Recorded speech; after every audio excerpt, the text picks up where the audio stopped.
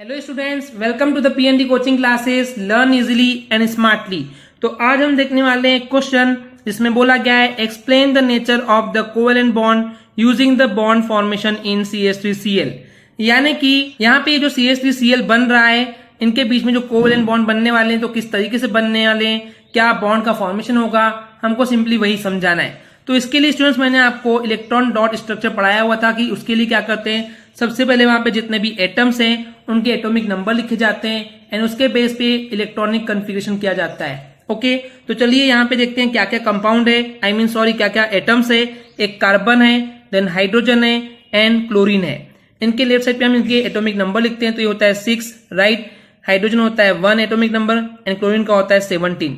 अगर हम इनके इलेक्ट्रॉनिक कन्फिगरेशन की बात करें तो कार्बन का होता है 2,4, हाइड्रोजन का तो 1 ही होगा एंड 17 के लिए हो जाएगा 2,8,7। तो हमको सबसे बाहर वाले ऑर्बिट पे जो इलेक्ट्रॉन देखने मिलते हैं कार्बन में वो 4 होते हैं एंड हाइड्रोजन में 1 होता है एंड क्लोरीन में होते हैं 7। तो चलिए इन सभी को हम रिप्रेजेंट करते हैं उनके इलेक्ट्रॉन डॉट स्ट्रक्चर के थ्रू, देखते हैं इस डायग्राम में।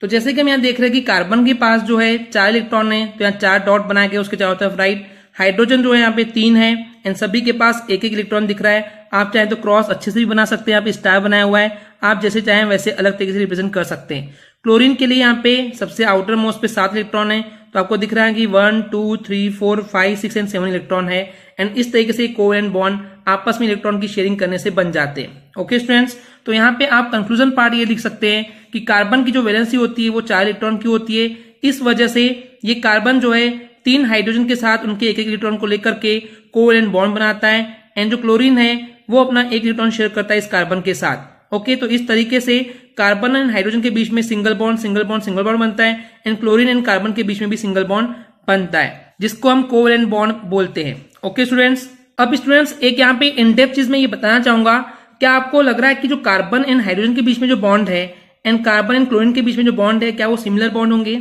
Answer is no. The reason being, हमने आपको बताया था कि हाइड्रोजन जो है उस पर पॉजिटिव आयन होता है, ओके, एंड क्लोरीन पे जो होता है वो नेगेटिव आयन होता है। ओके, अगर आप मेरी सारी वीडियोस बाय सीरीज देखते हुए आ रहे हैं 1 बाय 1 तो आपको ये बात पता होगी, राइट। तो यहाँ पे जो क्लोरीन है वो ज्यादा इलेक्ट्रोनेगेटिव एलिमेंट है, इस वजह से क्लोरीन जो है इस कार्बन के इलेक्ट्रॉन को अपनी तरफ ज्यादा खींचने की ताकत रखता है। ओके, जिसकी वजह से हमको पोलर नेचर देखने मिलता है। अब यहाँ पे एक बात बताना चाहूंगा कि पोलर नेचर क्या होता है, जहां पे पॉजिटिव एंड द निगेटिव दो सेपरेट एंड्स मिलते हैं। ओके, क्योंकि यहाँ पे क्लोरीन इस इलेक्ट्रॉन को अपनी तरफ ज्यादा खींचेगा तो उस पर पार्शियल निगेटिव चार्ज आता है जिसको हम डेल्टा निगेटिव से रिप्रेजेंट करते हैं एंड कार्बन पे आता है डेल्टा पॉजिटिव।